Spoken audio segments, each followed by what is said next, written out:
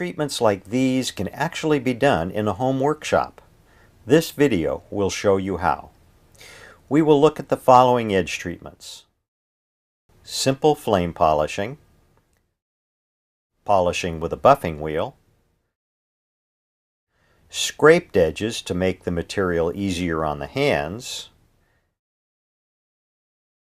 beveled edges, and round over edges. When a piece of plastic comes out of the table saw, it has a saw-cut edge which looks like this. It is not particularly attractive. The edge can be polished with the use of a torch. To polish the edge, hold the torch about 2 inches from the edge of the plastic and move it steadily along as you see here. If you move too quickly, the edge will not fully polish. If you move too slowly, the acrylic can actually catch fire.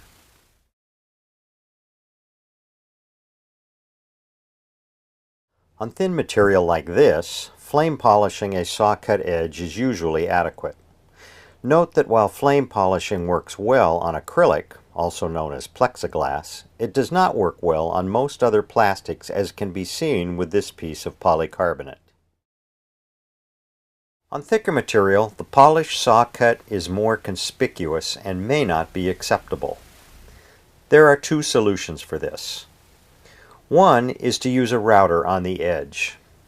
The router produces a much cleaner edge than the table saw. When this is flame polished, the appearance is much better. On pieces too thick to route, a random orbital sander with 320 grit paper can be used before polishing. After sanding, a flame is not the best polishing method. Use a buffing wheel. It can be freestanding system like you see here, or even a buffing wheel on the end of a drill. Either way, the results can be stunning. One important point to mention here: once an edge has been polished, never try to glue it. Only glue non-polished edges.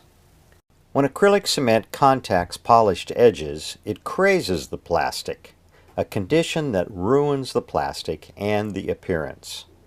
Now let's talk about making the plastic easier to handle. When plastic comes out of the table saw, it has fairly sharp edge corners.